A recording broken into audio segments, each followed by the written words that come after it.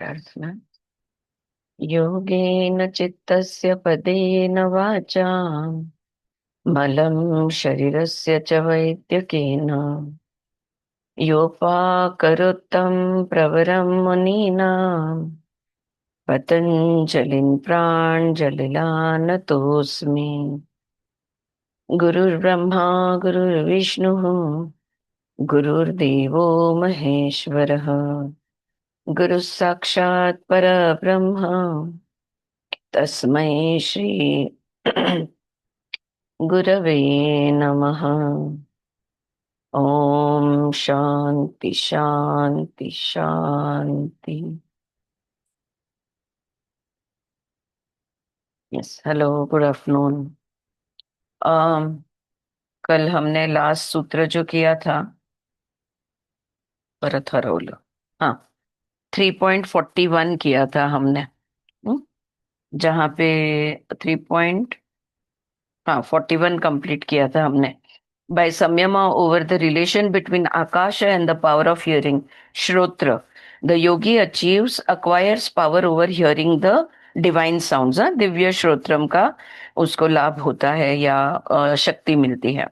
अब 3.42 करते हैं। 3.42 में वो कहते हैं कायाकाशयो हो, यानी काय आकाशयोः संबंध संयमात लघु तुल समापत्तेः च आकाश गमनम। Okay, by samyama on the relationship between the body and akash, and by concentrating on the lightness of cotton, wool, etc., the yogi attains the passage through space, the ability to move through space. Okay, तो यहाँ पे जब हम, आकाश ये तत्व है और हमारा शरीर है, तो हमारा शरीर जो जड़ है, जो रूप में है, जो अस्तित्व में है, और आकाश है जो खुला है, तो इसके बीच के संबंध पे जब हम संयम करते हैं, धारणा ध्यान समाधि करते हैं, या तो कापूस होता है ना, काय म्हणतो, कॉटन बुल, तो वो इतना हल्का, उसके हल्केपन, यानी हल्केपन का जो गुण है, उस पर जब हम संयम करते हैं तो योगी आकाश में घूम सकता है। हम्म? आकाश में उड़ सकता है या गमन कर सकता है। लघिमा, जैसे मतलब ये लघिमा कहते हैं, ये अष्ट सिद्धि में से एक सिद्धि होती है। जैसे हनुमान जी को थी, नारद जी को है, ये आकाश में ये लोग खुले घूम सकते हैं। The the particles of the body lose their heaviness and become light. थोड़ा सा एक्सप्लेनेशन देते हुए वो कहते हैं, जो हमारे शरीर का जड़त्व है ना, वो जड़त्व निकल जाता है, शरीर इतना हल्का हो जाता है कि वो आकाश में उड़ सकता है। तो ये सिद्धि या ये शक्ति हमें प्राप्त होती है। 3.42 था। 3.43 में वो कहते हैं, बही बही अकल्पिता वृत्ति ही महाविदेहा ततः प्रकाश आवरण क्षयः। अब देखो, when the formless thought patterns of the mind are projected outside of the body, it is called as Mahavideha, a great disincarnate one। अभी ये एग्जैक्टली वो है जो हमारे शेत है। ओके, ये शेत है जिसको शरीर नहीं है, तो वो मतलब मन में जो नहीं आया है, ऐसी ऐसी उसके कॉन्शियसनेस, उसका चित्त जो है, ये चित्त में जो जिसको आकार नहीं है, ऐसा चित्त को जब प्रोजेक्ट किया जाता है या फ्लक्चुएशंस जो है वो प्रोजेक्ट किए जाते हैं शरीर के बाहर, इसे महाविदेह कहते हैं। By samyama on that outward projection of the consciousness, the veil over the spiritual light is removed, प्रकाश आवरण क्षय। तो जब ऐसा किया जाता है, यानी हमारे चित्त को बाहर की तरफ, बिना किसी वृत्ति के जब इसे बाहर प्रोजेक्ट किया जाता है, तब हमारे आत्मा पे जो आवरण पड़े हैं, जिसकी वजह से आत्मा का प्रकाश ढका हुआ है, और इसलिए हमें अंधकार महसूस होता है। तो वो आवरण निकल जाता है, क्षय होता है उसका, और फिर वो दिखता है। इफ धारणा is held with in the body, it is कल्पित। अकल्पित, ये शब्द यहाँ पे दिया है, अनइमेजिनेबल। कल्पित यानी इमेजिनेबल। इफ धारणा is held with in the body, it is कल्पित। जैसे कल्पना, शरीर के अंदर हमने धरी हुई है, वो कल्पना। If independent of the body, it is अकल्पित। जो शरीर से नहीं आ रही, जो भौतिकता से नहीं आ रही है, ऐसी जो कल्पना जिसको अकल्पित कहते हैं, वो अकल्पित होता है। मतलब the best external object for this is akash. अब ये कैसे करें? तो सबसे अच्छा माध्यम है आकाश तत्व। The mind freed of the body remains in samadhi in आकाश। इसे महाविदेह अवस्था कहते हैं, महाविदेह स्टेट। तो जहाँ पे मन जो है शरीर से मुक्त हो चुका है, और वो कहाँ पर एकाग्र हो गया है? आकाश में एकाग्र हो गया है, तो महाविदेह अवस्था प्राप्त हो जाती है। The feeling I am the body which is the grossest of all आवरण। हमने अभी आवरण की बात की ना, आवरण क्षय। सबसे बड़ा आवरण हमारे पे वो है, मतलब हमारी आत्मा को ढकने वाला सबसे बड़ा आवरण है कि मैं ये शरीर हूं। सबसे स्थूल, हाँ, द ग्रॉसेस्ट। तो ये जो हम बोलते हैं ना, हम इस शरीर को मैं हूं ऐसा जो मानते हैं, ये सबसे स्थूल आवरण है। Which is the grossest of all avranas or veils over the jnana dipti, knowledge is destroyed by this samyama. तो ये संयम, जानवी आम्ही 3.43 करतोय, ये संयम के वजह से जो ज्ञान दीप्ति ढकी हुई है वो खुल जाती है, यानी आप आत्मा के ऊपर का आवरण खुल जाता है और ज्ञान प्राप्ति हमें होती है।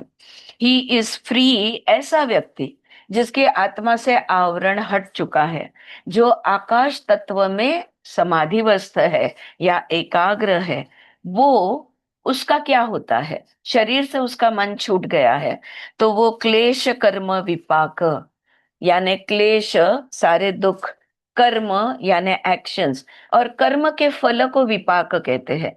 तो क्लेश कर्म विपाक जो रज और तम गुणों से तैयार होता है, हम्म? सत्व गुण नहीं, रज और तमो गुणों से ये क्लेश कर्म विपाक तैयार होता है।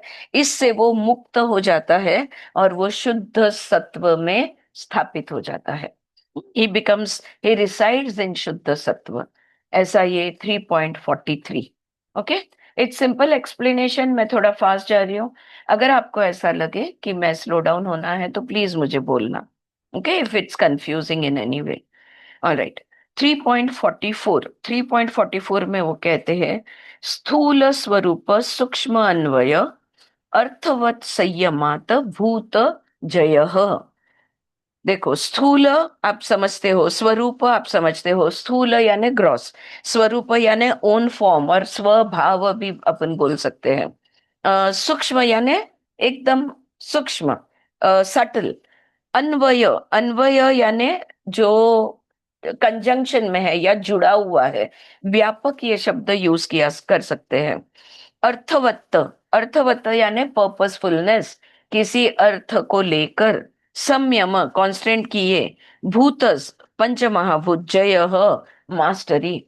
तो बाय संयम ऑन द पंच महाभूता, पंच महाभूता पे जब संयम होता है, तो ये सारे पांच महाभूत, पृथ्वी जल अग्नि वायु आकाश, ये जो पांच महाभूत है, उस पे पूरा क्या कहेंगे, कंट्रोल कह लो या नियंत्रण कह लो। योगी का नियंत्रण उसके ऊपर होता है, वो इनके।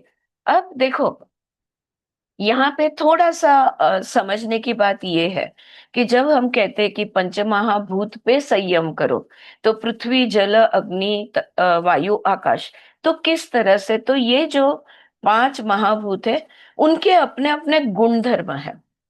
तो उन गुण धर्मों पे हमें धारणा ध्यान समाधि करनी है। हाँ, उनका, क्योंकि उन्होंने क्या क्या, उनका क्या क्या, किस किन किन पंच महाभूत के किन किन चीजों पे संयम करना है, ये स्पेसिफिक बता रहे हैं यहाँ पे पतंजलि, क्या क्या बता रहे हैं। एक तो वो कह रहे हैं, अम, कहाँ गया, एक तो वो कह रहे हैं, अम, पृथ्वी, पृथ्वी का देखो कैसा है, घन है। सबसे पहले वो बोल रहे हैं स्थूल पंचमहाभूत, तो उसमें आ गया पृथ्वी। तो पृथ्वी the natural hardness of the earth element, यानी जो घन है, जो जड़ है। जल यानी वाटर, उसका फ्लूइडिटी, उसकी लिक्विडिटी, यानी उसकी तरलता, उसकी प्रवाह, उसका प्रवाहितपना, या उसका द्रव्यत्व जो है, उस पर संयम होता है। अगर अग्नि लेते हैं तो अग्नि की उष्णता यानी हीट ऑफ द फायर। अगर विंड या वायु लेते हैं तो उसकी मोबिलिटी यानी उसकी गतिशीलता पे संयम। और ईथर या आकाश का की व्यापकता, so all pervasiveness of the akash tattva, of the ether element. तो इस पर संयम होता है। तो एक तो स्थूल पंच महाभूत वो बोले, स्थूल स्वरूप वो बोले, राइट। अब स्थूल पंच महाभूत के स्वरूप, थोड़ा सा यहाँ पे पतंजलि, अब उनको हम नहीं करेक्ट कर सकते, लेकिन स्थूल पंच महाभूत का स्वरूप और उसके बाद उसका सूक्ष्म रूप, यानी स्वरूप यानी तन्मात्रा। तो पंच महाभूत, फिर उनकी तन्मात्रा। तन्मात्रा क्या है उनकी, पृथ्वी की गंध है, जल की रस है, अग्नि की रूप है, वायु का स्पर्श है, और आकाश का शब्द है। तो ये जो तन्मात्राएं हैं वो भी, और उसकी सूक्ष्मता। अब सूक्ष्मता, उसने सूक्ष्म ये शब्द यहाँ पे वो यूज करते हैं। तो सूक्ष्मता में क्या आएगा, इंटीग्रेशन ऑफ द सत्व रज तम। सूक्ष्म यानी देखो, पंचमहाभूत, पंचमहाभूत स्थूल है, उसकी सूक्ष्मता यानी उनकी तन मात्रा, तन मात्रा का की सूक्ष्मता, सॉरी, पंचमहाभूत उसका स्वरूप यानी तन्मात्रा, और उसकी सूक्ष्मता यानी त्रिगुण से तन्मात्रा उभरता है। तन्मात्रा से पंचमहाभूत आते हैं। If you see how it comes into existence, you will realize that first the three gunas are born. Out of the three gunas, the tanmatras are born. Out of the tanmatras are created the five पंचमहाभूत। तो यहाँ पे उनकी स्वरूप यानी तन्मात्रा आएगा, जो मैंने बताया वो, और सूक्ष्मता यानी त्रिगुण आएगा। तो ये जो उनका गुण तत्व है, all tanmatras are the result of trigunas, ये बात ध्यान में लेना है। उस पर भी करोगे आप, यानी पंच महाभूत पे संयम करोगे तो क्या क्या करोगे, हाँ ये वो बता रहे हैं। उसके बाद शब्द उन्होंने इस्तेमाल किया है अन्वय। अब अन्वय का मतलब होता है relates to its properties of knowability, activity and retentiveness. All of these are present in the gunas. तो देखो, अन्वय यानी अस्तित्व, उनका होना, जो है उसको हम जान सकते हैं। हम्म? जो नहीं है हमारे लिए उनको जानना मुश्किल है, राइट। तो ये जो उनकी नोवेबिलिटी या मैनिफेस्टेशन। दूसरा आता है उनका कार्य। सत्व का एक कार्य है, तमो का एक कार्य है, रज का एक कार्य है। तो त्रिगुण जो है, इनके कार्य, और उनको धारण कैसे होते हैं वो। अगर एक पत्थर ले लो, तो उसके अंदर सबसे अधिक तमोगुण है, राइट। क्योंकि सबसे अधिक तमोगुण है, पृथ्वी तत्व सबसे अधिक है। पंचमहाभूत है लेकिन सबसे अधिक पृथ्वी है। तो वैसे ही त्रिगुण है लेकिन सबसे अधिक तमोगुण है, इसलिए उसमें गति नहीं होती। ठीक है, एग्जाम्पल के तौर पे मैं दे रही हूं। सो अन्वय, अन्वय शब्द के बाद वो इस्तेमाल करते हैं अर्थवत। अर्थवत्व, अर्थवत्व का मतलब होता है ऑब्जेक्टिविटी, एक्सपीरियंस एंड रिलीज और रिनाउंस ऑफ दैट एक्सपीरियंस। यानी उसका मतलब, व्हाट इज अर्थ, क्या है उसका पर्पस, क्या है उसका काम, क्या है उसका कार्य, क्या है। तो वो कार्य या तो करो और या तो छोड़ दो। So it can be retention और it can be giving it up, so renunciation. So कोई भी अनुभव हमारे जीवन में भी, सारे अनुभव जो है ये त्रिगुणात्मक प्रकृति का स्वभाव, त्रिगुणात्मक होने के वजह से है। All our experiences are because of the trigunas. when we reside purely in sattva guna, you will see there is no experience. For example, जब हम मेडिटेशन करते हैं, हम सत्व गुण में होते हैं, फिर वहां पे रजोगुण गतिशीलता, या तमोगुण आलसीपना, स्थूलता, ये नहीं आता। तो हम कहाँ पे है? सत्व में है। सत्व में अनुभव होता ही नहीं, ऑलमोस्ट, ऑलमोस्ट होता ही नहीं। तो सुख दुख का खेल वहां पे नहीं होता। तो शुद्ध सत्व में जाने की कोशिश, हमारे मन को शुद्ध सत्व में लाने की कोशिश हमने करनी है। ओके, तो इस सूत्र में पतंजलि कह रहे, by practising samyama on the panch mahabhutas he gains mastery over over them. As a result the bhutas and the tanmatras follow the will of the yogin. Vyasa भाष्य में उन्होंने ये बताया है कि जैसे like a cow follow as a cow follows its calf. देखो, बछड़ा जो होता है ना, गाय के साथ ही चलता है, right? The calf follows the cow. तो बछड़ा जैसे गाय के साथ साथ ही चलता है, वैसे ये पंचमहाभूत और उनके तन मात्रा है। तो उस पर वो पंचमहाभूत और वो तन मात्रा जैसे कि एक योगी के पीछे है, चलते हैं, यानी इतना नियंत्रण, इतना संयम, इतना कंट्रोल उनका आ जाता है उस पर, कि जैसे गाय लीड करती है, बछड़ा पीछे चलता है, तो वैसे ही योगी आगे चलता है। ये तन्मात्रा और ये पंचमहाभूत योगी जो चाहे वैसा वो होता है। Is this clear? ऑलराइट। सो ये जो सारे शब्द यूज किए हैं, हर एक का मतलब जो है ये इम्पोर्टेंट है। Every word that he has used is important. All right. Okay. Then we go on to 3.45. 3.45 में वो कहते हैं, ततः अणिमा आदि प्रादुर्भाव काय संपत तत धर्म अनभिघात च। अनिभ अनभिघात च।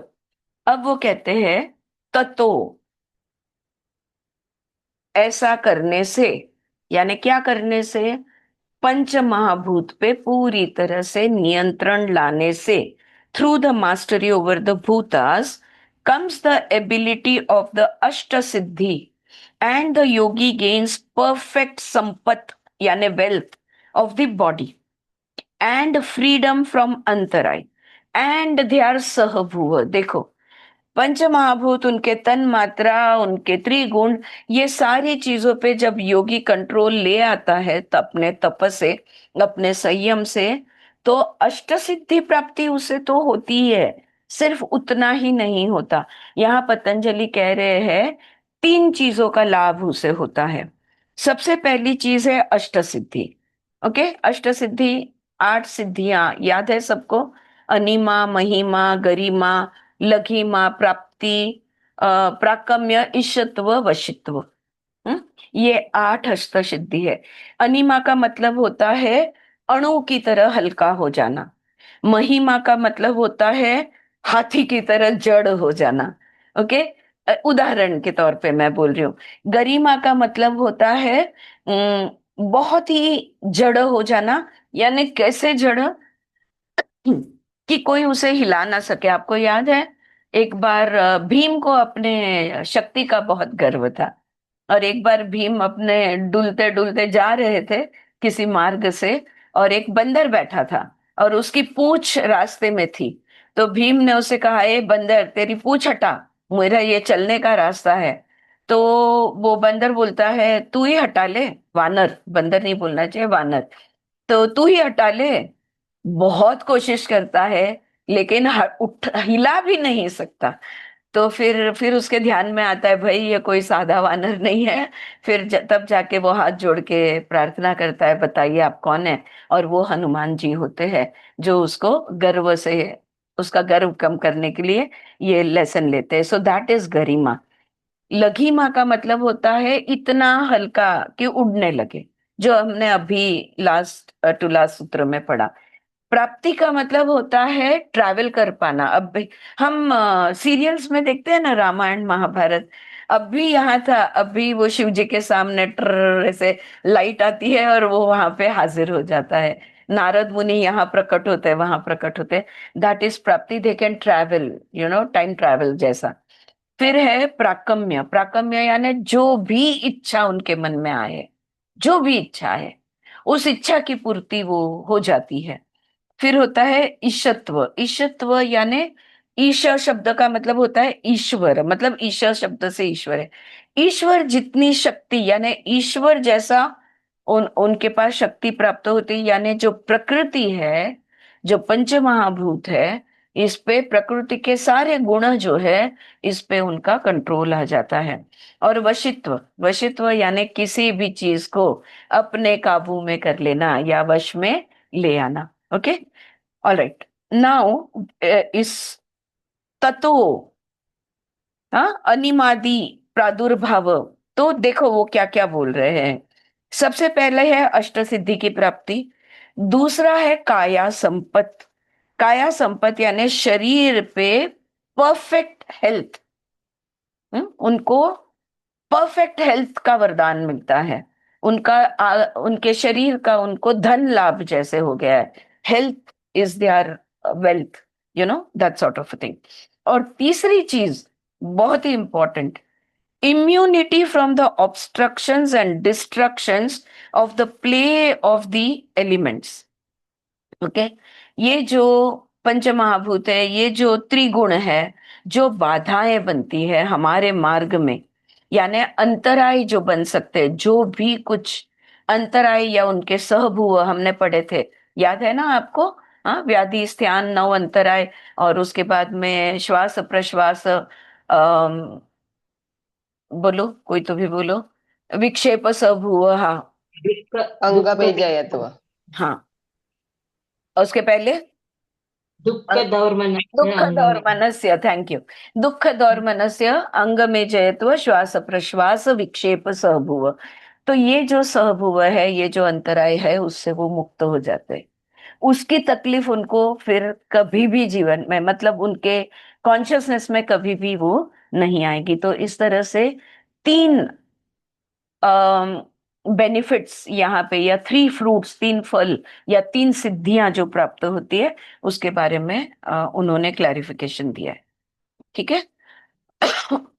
सॉरी। उसके बाद आता है 3.46। 3.46 में वो कहते हैं रूप लावण्य बल वज्र।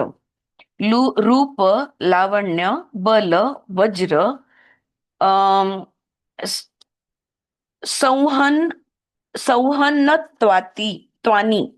संहन्न, कोणतरी बोला तो शब्द, संहन्न संहनन न, तत्वानि। हा, संहनन अनंत तत्, त्वानि।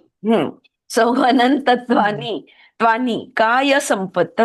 तो यहाँ पे वो क्या बोल रहे हैं, रूप यानी सौंदर्य या हमारा आकार, लावण्य यानी ग्रेसफुलनेस, हम कहते हैं ना, चार्मिंगनेस, एबिलिटी टू अट्रैक्ट। लावण्यवती कौन होती है? जो आकर्षित करती है। तो ऐसा आकर्षित रूप। बल का मतलब होता है ताकत। वज्र का मतलब होता है वज्र जैसा स्थिर, कह लो, या हार्ड, एडमेंटाइन, ये शब्द यूज किया जाता है वज्र को डिस्क्राइब करें। और संवहन नत्वानी यानी फर्मनेस और कॉम्पैक्टनेस। ओके, इतना कड़क, कड़कपना, वो इतना कड़कपना होता है कि कितने भी वार आए उसके ऊपर कुछ नहीं होगा। ऑलराइट, समझो एक तीर उनके ऊपर आता है, तो वो तीर लग के टूट कर गिर जाएगा। ऑलराइट, तो वो उसको कहते हैं संहन नात्वानी।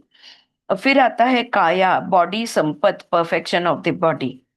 सिंपल है, perfection of the body consist in beauty, grace, strength and adamantine hardness in taking the blows that come. तो ये उनको जब वो काया संपत कहते हैं तो क्या कहना चाहते हैं? तो काया संपत्ति में किन चीजों का समावेश होता है? तो ये इन चीजों का समावेश होता है। सौंदर्य है। ग्रेस को क्या कहेंगे? लावण्य ही शब्द ठीक है, राइट? तो रूप है, लावण्य है, बल है, वज्र है। और ये संवहन न ना, का मला हा शब्द गडबडतोय। संवहन नत्वानी। ओके, संवहन नत्वानी। ये जो हार्डनेस है, ये चीजें उसे प्राप्त होती है। तो काया संपत में ये सारी चीजें आ गई। Alright, not just healthy body but all this also. ये एक इम्पॉर्टेंट बात बनती है कि सिर्फ हेल्थ नहीं। ठीक है। All right, I think we will stop over here, because अगला सूत्र जो है, थोड़ा सा डिटेल में जाऊंगी, ज्यादा नहीं, थोड़ा सा, पर थोड़ा समय लगेगा। तो आज यहाँ पे ही रुकते हैं। अगले क्लास में हम आगे का पढ़ेंगे। We have stopped at 4.46। Alright, 47, 48, 49, 50, 51, बस इतने ही रह गए। नहीं, सॉरी, 55 है टोटल सूत्र। ऑलराइट। विभूतिपाद 55 सूत्र। ठीक है, इज दिस ओके? या? ऑलराइट। चलो, शेथ लघिमा।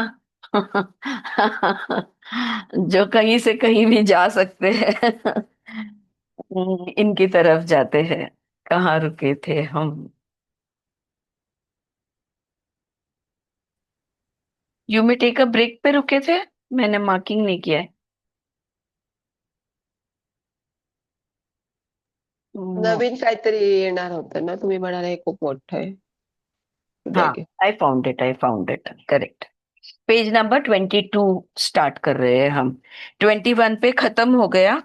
और उस पे उन्होंने कहा कि ये सारी जो बातें चल रही थी शेत की, वो समझा रहे थे कि कैसे निद्रा के लिए वो क्या करते हैं, रिलैक्सेशन के लिए वो क्या करते हैं, और उनका जो अनुभव है, उनकी दुनिया जो है, इसके बारे में वो बता रहे हैं। ये चैप्टर 2 की बातें।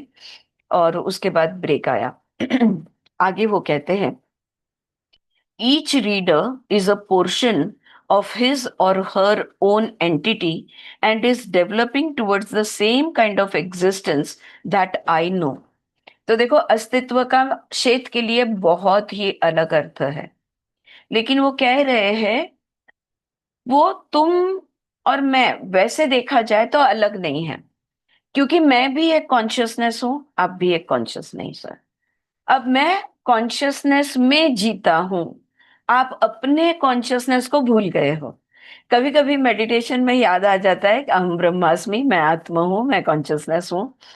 तो अभी जो हम पढ़ रहे हैं, तो हमारा जो अस्तित्व है, हमारा जो एग्जिस्टेंस है पूरा, हर हमारा स्वरूप जो है, या हर हमारा एस्पेक्ट जो है, सारे एस्पेक्ट्स में से एक एस्पेक्ट हमारा जो है, वो ये पढ़ रहा है। ठीक है। तो हम बहुत कुछ है। Hmm? Hmm, there is a very very famous saying, I think it's from the Seth book only, but I am not very sure. वैसे, you are much more than, I think it's Richard Bach saying, you are much more than what you think you are. तो जो हम खुद को समझते हैं, उससे हम कहीं अधिक है। तो वो कह रहे, और आप भी, मैं जहां पे हूं, इस अस्तित्व पे कभी ना कभी पहुंचोगे।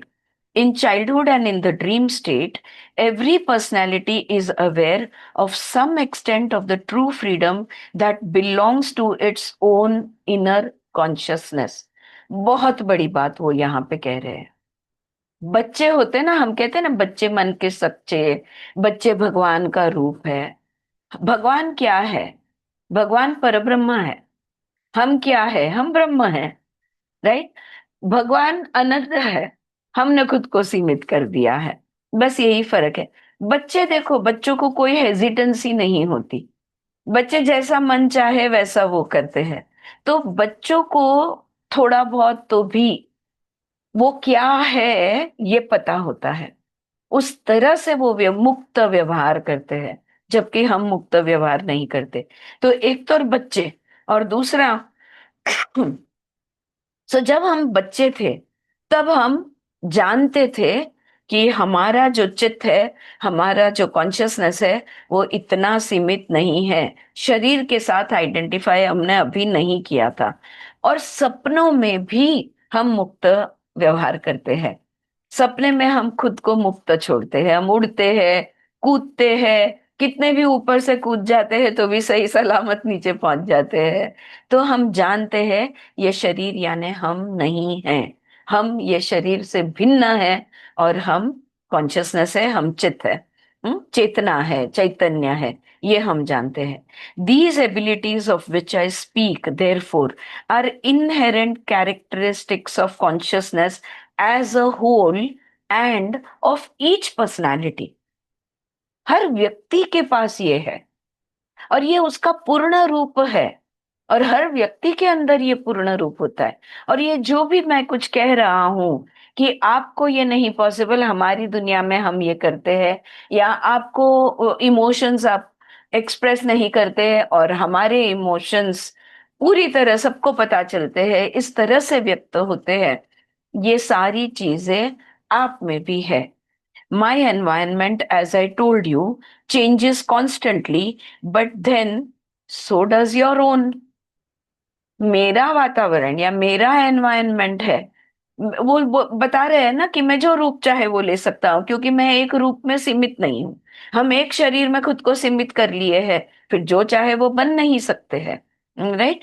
तो वो कह रहे हैं कि मेरा जो एनवायरनमेंट है, मेरा जो वातावरण है, ये हर पल बदलता है। लेकिन आपका भी तो हर पल बदलता है। 1 मिनट पहले शांति से बात कर रहे थे, बात करते करते एक कुछ बोला गया और फटाक से पूरा माहौल बदल गया। वो शांति पूरी तरह से भंग भंग हो गई और झगड़ा हो गया। राइट। ऐसा भी तो हमारा एक एक एग्जाम्पल के तौर पे मैं बोल रही हूँ। यानी हमारा भी हर पल एनवायरनमेंट चेंज होते रहता है। You rationalise away quite legitimate intuitive perception at such times. लेकिन तभी है ना, आप तर्क वितर्क करके जो आपको अंदर से महसूस हुआ था ना, उसको आप रीजनिंग देके, लेजिटिमेट बना के, कारण वगैरह बता के आप उसको सिद्ध करने की कोशिश करते हो, उदाहरण देते हैं। For example, if a room suddenly appears small and cramped to you, you take it for granted that this change of dimension is imaginative and that the room has not changed regardless of your feelings. अच्छे से समझो friends, बहुत अभी इनकी बातें जो है ना बहुत सूक्ष्म जाती है। हम समझो किसी रूम में चले गए और हमें लगा कि यार ये रूम बहुत छोटा है। लेकिन हम क्या कहते हैं, रूम छोटा कैसे हो सकता है, वो तो जो साइज का है वही साइज का है। तो मुझे छोटा महसूस हुआ, मैंने कल्पना की, और हम उसको, जो भी हमें महसूस हो रहा है कि नहीं नहीं मुझे छोटा फील हुआ, लेकिन ये मेरी कल्पना है, वो छोटा नहीं है। अगर रूम का साइज समझो आपको बता दिया जाए 15 बाय 15 है, अब 15 बाय 15 का रूम काफी बड़ा होता है, लेकिन शायद आपको 10 बाय 10 छोटा है, इतना छोटा महसूस हो। पर आप अपने इमोशन को, आपको जो अंदर से महसूस हुआ है, उसको आपने रीजनिंग दे दिया, नहीं नहीं वो तो फिक्स्ड है, वो कैसे बदलता है। द फैक्ट इज, सच्चाई क्या है, the room under such conditions will have changed quite definitely and in very major respects, even though the physical dimensions will still measure the same. अगर आपको वो छोटा लगा है तो वो सच में छोटा है। आप टेप लेकर मेजर कर सकते हो और वो वही साइज का रहेगा। वो ये नहीं कह रहे कि रूम ने साइज छोटा बड़ा हो जाता है, लाइक रूम एक्चुअली भी दीवारें छोटी बड़ी होती है, नहीं। लेकिन आपको जो महसूस हुआ ये सच है। अपनी कल्पना है या मुझे ऐसा लगा, यूं ही लगा होगा, ऐसा सब बोलकर उसको निगेट मत करो, क्योंकि आपको जो महसूस हुआ है वो अंदर से हुआ है। It is your gut feeling, it is your inner feeling. Right? तो वो कह रहे वो एक्चुअल में छोटा हुआ है. The entire psychological impact of the room will have and altered. तो आपके मन को वो जो रूम है उसका जो प्रभाव है वो पूरी तरह से बदला हुआ है. Its effect will be felt by others besides your self. और अगर तुम दोस्त के साथ हो, तुम्हारी दोस्त को तुम बोलोगे रूम बहुत छोटा लगता है ना, तो वो कहेगी हाँ यार छोटा लगता है, 15 बाय 15 नहीं लगता है ना. नहीं नहीं, 15 बाय 15 नहीं लगता है. यानी सिर्फ आपको महसूस नहीं होता, वहां पे जो कोई आएगा उसको ये महसूस होता है. It will attract certain kinds of events rather than others, and it will alter your own psychological structure and hormonal output. अब इससे होगा क्या? एक तो छोटी जगह में जो कार्य कर सकते हैं वही घटनाएं वहां पे होगी, वही कार्य वहां पे होंगे. जिसको कम जगह लगती है ऐसी चीजें वहां पे घटित होगी, पहली बात. और दूसरी बात, तुम्हारे मन और तुम्हारी भावनाएं. हाँ, हमारा मन है, हमारा माइंड, यानी हमारा थॉट्स से भरा हुआ माइंड, साइकोलॉजिकल स्ट्रक्चर, हमारे विचार और हमारा अंदर के केमिकल्स यानी हॉर्मोन्स, इसमें भी परिवर्तन आएगा. आ रही है मेरी बात समझ में? येते का लक्षात काय म्हणते मी? कळतंय का? परत सांगू, मराठीत सांगू? हा. बोलायचं असं. एखादी खोली आहे, जसं मी म्हटलं 15 बाय 15ची खोली आहे, पण तिकडे ती बघितल्यावर तुला वाटतं की नाही यार फार लहान आहे ही खोली. मग तू तुझ्या मैत्रिणीला विचारते लहान नाही का वाटत का ग, तर ती म्हणते हो लहान वाटते. म्हणजे एक तर शेत सांगतायत, फक्त तुम्हाला नाही, तुमच्या बरोबर जे आहेत त्या खोलीमध्ये त्यांनाही ती खोलीचा लहानपणा हे जाणवेल. टेप घेऊन तुम्ही माप केलं तर 15 बाय 15च आहे, पण तुम्हाला ते जाणवेल.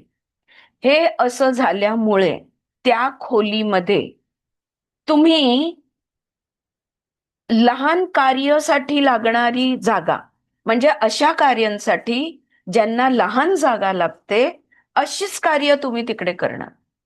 लेट मी, मेरे मन में जो विचार आ रहा है मैं एक एग्जांपल दे दूं. अगर आपको लगता है नहीं नहीं ये बहुत छोटी है और आप उसको चिल्ड्रंस बेडरूम बना दोगे, दूसरा रूम है जो 12 बाय 12 का है, जो इस रूम से छोटा है 3 बाय 3 से, लेकिन आपको वो बड़ा लगता है, आप उसको मास्टर बेडरूम बनाओगे. कहने का मतलब ये है, आपको जो महसूस होता है उस हिसाब से कार्य वहां पे होंगे, उस हिसाब से इवेंट्स वहां पे होंगे, घटनाएं होंगी. एक बात.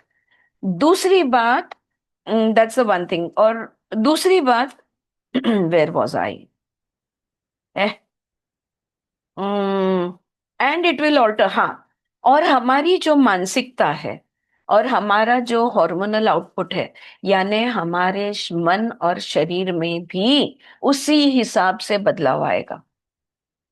यानी हमारे अंदर जो केमिकल्स, जो हॉर्मोन्स रिलीज होते हैं, उस हिसाब से, उस मानसिकता से वो रिलीज होंगे. यानी हमारे मन, विचार और भावनाएं वहां पे बदल जाएगी. तो हर जगह का हमारे शरीर पे, हमारे मन पे बहुत प्रभाव होता है, बहुत परिणाम होता है. There is a tremendous effect every place has on our mind and our body, but we have agreed to mind, we have not agreed to body. कि नहीं हम चलो तिरुपति मंदिर, यहाँ के जो नासिक के तिरुपति मंदिर की बात कर रही हूँ, वहां चले गए तो तुम्हारी भावनाएं अलग होगी, क्योंकि तुम्हारे बॉडी में अलग केमिकल्स और अलग हॉर्मोन्स रिलीज होंगे. और शायद कोई और ऐसी उसके विरुद्ध जगह है जहां पे तुम्हें अच्छा नहीं महसूस हो रहा, तो उस हिसाब से तुम्हारे अंदर केमिकल्स रिलीज होंगे. हाँ, ये एक इम्पॉर्टंट बात. आलं आता लक्षात काय म्हणतायत ते? All right.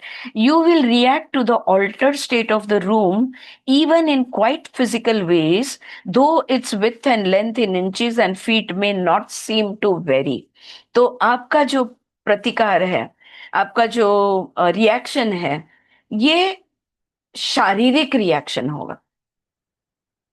उस रूम के डायमेंशंस नहीं बदले, लेकिन आपका रिएक्शन, फिजिकल रिएक्शन होगा उस चीज को लेकर। आगे वो कहते हैं, I told my good friend Joseph to underline the word seem because your instruments would show no physical alteration, since the instruments within such a room would themselves have already altered to same degree. Oh my god. uh, वो कह रहे हैं, जिस साधन से आप उस room की गिनती कर रहे हो ना, वो साधन खुद बदला हुआ है उसके हिसाब से, और इसलिए आपको गिनती वही मिलेगी, पर फिर भी आपको महसूस होगा, यानी एक्चुअल में वो रूम छोटी है, लेकिन वो साधन में भी उस रूम के हिसाब से परिवर्तन आया है, इसलिए जो मेजरमेंट मिलेंगे वो मेजरमेंट वैसे मिलेंगे. हा, डोकं जरा भणभणून टाकणारा हे वाक्य आहे, की साधन सुद्धा बदललेलं आहे, to same degree, to the same degree. असं जेवढं ते परिवर्तन आहे तेवढं साधनामध्ये परिवर्तन आहे, असं ते म्हणतायत. You are constantly changing the form, the shape, the contour, and the meaning of your physical body and the most intimate environment, although you do your best to ignore these constant alterations. देखो, हर पल, हर क्षण, रूप, आकार, shape बोलते हैं ना, contour यानी shape जो होता है वो, एंड मीनिंग, अर्थ, हमारे शरीर का और हमारे वातावरण का, हर पल, हर क्षण, सब कुछ बदलते रहता है, लेकिन हम इसको बिल्कुल नजरअंदाज करते हैं, हम देखना नहीं चाहते. हाँ, हम पूरी कोशिश करते हैं ये कांस्टेंट ऑल्टरेशन को देखने की. अगर देख लिया तो हम पागल हो जाएंगे. हमारे लिए कुछ भी स्थिर नहीं होगा, मतलब एक्चुअली स्थिर है ही नहीं. Change is the only constant, right? लेकिन हमको स्थिरता महसूस करनी है. In constant continuous movement, in constant continuous changes, we want to feel unaltered, unchanged. Alright, इसी को माया कहते हैं. माया, इस शब्द का कई जगह पे कई रीत से हम अर्थ समझ सकते हैं. मुझे, मॅम इथे ना हाँ, डॉक्टर स्ट्रेंज म्हणून पिक्चर आहे एक. डॉक्टर स्ट्रेंज का? बर. हा, अच्छा. त्यात असं दाखवलेलं आहे. हो का? बघीन मी. हा, पुढे युद्ध चालू आहे आणि मागचं सगळं वातावरण बदलतंय. हो का? ओके. कंटिन्युअस बदल होत असतात असं. All right. हा, जानवी जी, डायमेन्शन चेंज होत असतात. डायमेन्शन ते चेंज. मार्वल आहेत ना आता, ते काय या अव्हेंजर्स, एव्हेंजर्स मध्ये. हा, बरं त्यातला तो डॉक्टर स्ट्रेंज वाला जो पिक्चर आहे तो. बरं बरं बरं. ठीक है, I will check it out. All right. Jahnavi ji कह रही है डॉक्टर स्ट्रेंज नामक एक पिक्चर है, एक मूवी है, और एवेंजर्स, एवेंजर्स त्याच्यामध्ये आहे, राइट? हाँ, उसमें है. तो उसमें ये चीज विजुअलाइजेशन देख सकते हैं. लेकिन मुझे एक बहुत ही सिली बात याद आ गई, मेरी ही खुद की.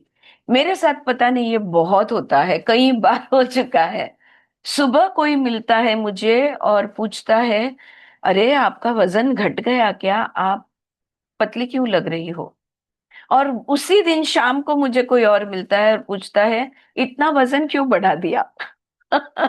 This has happened to me so many times, so many times. All right, on the same day I get exactly contradictory comments. हाँ, तो शायद रूप हमारा हर पल बदलते रहता है, आकार बदलता है, शेप बदलता है, काउंटर्स बदलते हैं. ऑलराइट, सो यहाँ पे वो कह रहे, you are constantly changing form and there are constant alt, लेकिन हम कोशिश करते हैं उसको ना देखने. नहीं, मैं तो वही हूँ. सुबह ड्रेस मेरे को जैसे फिट हो रहा था, अभी भी वैसे ही फिट हो रहा है. ऑलराइट, हम उसको मानना नहीं चाहते.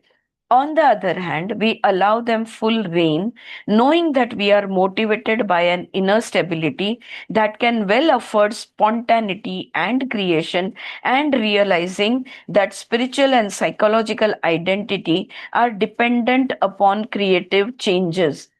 बहुत लंबा बोलते हैं शायद। और राइट, इसको मैं टुकड़े टुकड़े में समझाती हूँ। अच्छा, एक तरफ तो हम उसको पूरी तरह से नजरअंदाज करते हैं, मतलब हम उसको इग्नोर करने की कोशिश करते हैं, हर पल बदलने वाली चीज को। लेकिन दूसरी तरफ इस बदलाव को हम होने देते हैं। हम्म? क्योंकि हम जानते हैं कि हम अंदर से स्थिर है, इनर स्टेबिलिटी वो कह रहे हैं। और अंदर से स्थिर रहेंगे तो ही हम स्पॉन्टेनियस या क्या कहते हैं स्पॉन्टेनियस को, उत्स्फूर्त, तो ही हम उत्स्फूर्त बन पाएंगे। और जो भी क्रिएटिविटी है और जो भी हमारी आध्यात्मिकता है या हमारी मानसिक पहचान है, psychological identity and spiritual realisation, ये दोनों चीजें जो है ना, ये बदलाव पर निर्भर है। अगर बदलाव नहीं आया तो आध्यात्मिक प्रगति या मानसिक पहचान कैसे बनाएंगे हम? तो ये जो बाहर का बदलाव है, इसको हम बदलना नहीं चाहते। भौतिकता का बदलाव मैनिफेस्टेड, हमारा शरीर भी यहाँ पे मैनिफेस्टेड है, हमारा वातावरण भी यहाँ पे मैनिफेस्टेड है, अस्तित्व में है। तो अस्तित्व हर पल बदलती है, हम अस्तित्व को बदलने देते क्योंकि अंदर की स्थिरता हमारे पास है। और अंदर की स्थिरता में रहते हुए हम स्पॉन्टेनियस और क्रिएटिव रह सकते हैं। अगर बाहर गतिशीलता है तो बाहर, if there is movement outside, if there is constant changes outside, then we know that we can manipulate. ये लाइन ऐसे ड्रॉ की, ब्रश ऐसे घुमाया, वो वैसे घुमाया, because every moment there is a change. And so we know from our souls, from our heart, that these changing, every moment का change जो है, क्षणों क्षण बदलाव जो है और गतिशीलता जो है, ये बहुत इंपॉर्टेंट है हमारे लिए, वरना हम खुद को व्यक्त नहीं कर सकेंगे। We will not be able to express ourselves. Okay, so since we know that we have an inner stability and we are ignoring the outside changes, at the same time we are also allowing it। होने दो भाई, मैं नहीं ध्यान दूंगी, जो बदलाव होता है वो सारा बदलाव होने दो। फ्रेंड्स, बाहर से आवाज आ रहा है आप लोगों को? नहीं ना? Okay, good. पता नहीं कौन सा मशीन स्टार्ट हुआ है। Okay, so is this clear? आपके बात ध्यान में आ गई? हाँ, कि बाहर change is the only constant, लेकिन अंदर से मैं 5 साल की भी मैं, 10 साल की भी मैं, 50 साल की भी मैं, 60 साल की भी मैं नहीं बदलती। I am that inner steady identity, everything else changes. मैं जो आत्म रूप है वो नहीं बदलता, मेरा बॉडी, मेरा माइंड, मेरे इमोशंस, मेरे फीलिंग्स, मेरी इंटेलिजेंस, मेरे आजू बाजू में जो भी कुछ है, हर पल हर चीज बदलता है। मैं अंदर से स्थिर हूं, ये जानते हैं हम। Okay, so this is one explanation he is giving. Aarti, can I say one thing? Yes, sure sure, just हाँ, बट जब आप कहते हो कि अंदर से हम स्थिर हैं, I agree, but it is contradicting Buddhism, because when I went to that 14 days workshop, they always concentrated that you are changing all the moment. Anicca means it is ever changing. Your body, your cell, your inner self, everything changes continuously. So अभी आपने बताया ना कि मैं नहीं बदलती हूँ, बाहर का बदलता है। According to Buddhism, you are changing all the time. I agree with the नित्य अनित्य का जो विपश्यना में वो हमेशा नित्य अनित्य के बारे में, सब कुछ अनित्य है, सिर्फ तुम नित्य हो। बिकॉज बुद्धिज्म भी मानता है कि, बुद्धिज्म आत्मा को नहीं मानता। ओके, आत्मा शब्द जो वैदिक हाँ, वैदिक नॉलेज में जो आत्मा शब्द दिया जाता है, वेद मान्य है आत्मा। बुद्धिज्म आत्मा नहीं मानते, लेकिन वो कहते हैं कि तुम्हारा अंत नहीं होता, तुम एक कंटिन्यूटी हो और तुम हमेशा एक कंटिन्यूटी रहोगे। बात तो वही हो गई ना जसमें, कि तुम नित्य हो और तुम रहोगे हमेशा ही, यानी तुम आत्मा हो।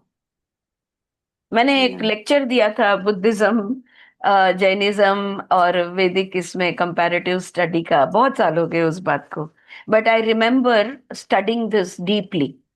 So even if they are using different words, or even if they are saying it in a different way, essentially they are saying the same thing, because truth cannot be two different things. Okay. All right. So whether you are existing in a body or whether you are ते existing, पुनर्जन्म पण नाही मानत ते ना. कारण ते आत्मला नाही मानत म्हणून नाही पुनर्जन्म मानत. नाही मानत. पण तसं असलं तरी ह्या शब्दांचं मान्य नाहीये. पण ते म्हणतात तुमचा अंत कधीच नाही होऊ शकत, तुमची कंटिन्युटी राहणार. आता त्यांच्या हिशोबाने कंटिन्युटी म्हणजे गतिशीलता म्हणत असतील ते, आणि म्हणून अनित्य म्हणत असतील, तर तो अंडरस्टँडिंग जर कोणाला होत असेल तर आय डोंट नो. लेकिन you you there is no end to you, they say आप खत्म कभी नहीं होते, आप हमेशा ही रहोगे, आप थे, आप है और आप रहोगे. तो वही बात हो गई.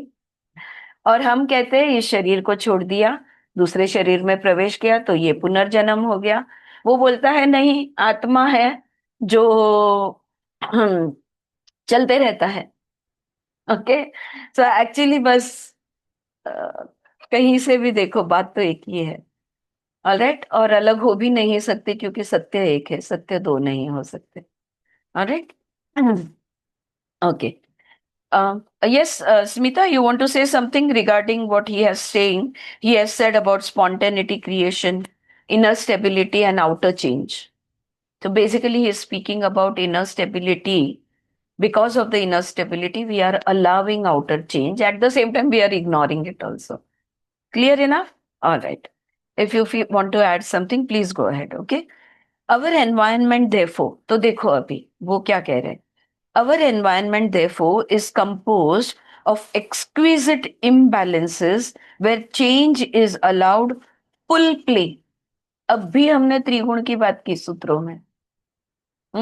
सारा बदलाव जो है, ये जो चेंज बोल रहे हैं ना, चेंज इज द कांस्टेंट, ये हमारा शास्त्र कहता है ये त्रिगुण का खेल होता है. त्रिगुण कम ज्यादा होते रहते हैं और इसलिए परिवर्तन आते रहता है. उसी को वो इम्बैलेंसेस शब्द यहाँ पे बोलकर अंडरलाइन किया है. बैलेंस में कुछ भी नहीं है, सब कुछ इम्बैलेंस में है. ये सारे बदलाव में हम स्थिर रहने की कोशिश करते हैं, ये सारे इम्बैलेंसेस में हम बैलेंस रहने की कोशिश करते हैं. यही तो एक ही बात हुई कि नहीं, है कि नहीं? राइट. सो लेकिन वो इम्बैलेंस, एक्सक्विजिट शब्द ऐड कर दिया उन्होंने इम्बैलेंस को. इतना नाजुक है वो इम्बैलेंस और इतना सूक्ष्म है वो इम्बैलेंस कि हमारे ध्यान में नहीं आता. तो वो सूक्ष्मता में बिंदास, जिसको जितना त्रिगुण को खेल करना है, जितना भी माया उनको रचनी है, रचो.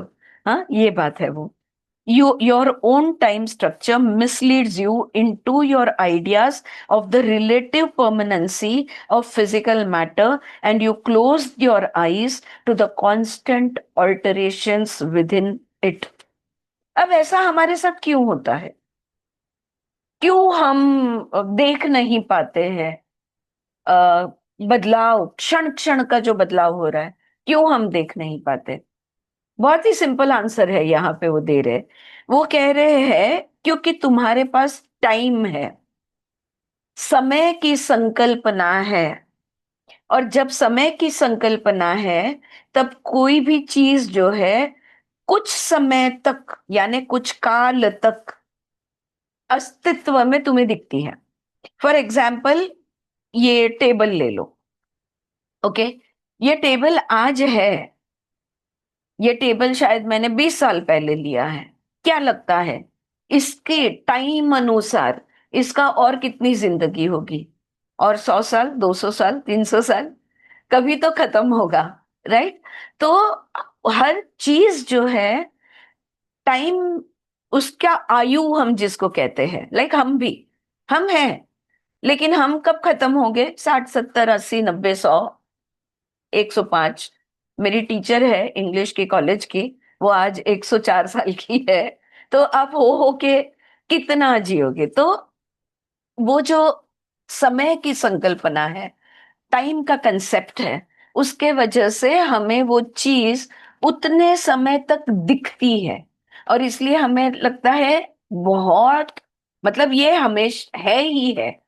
हम्म?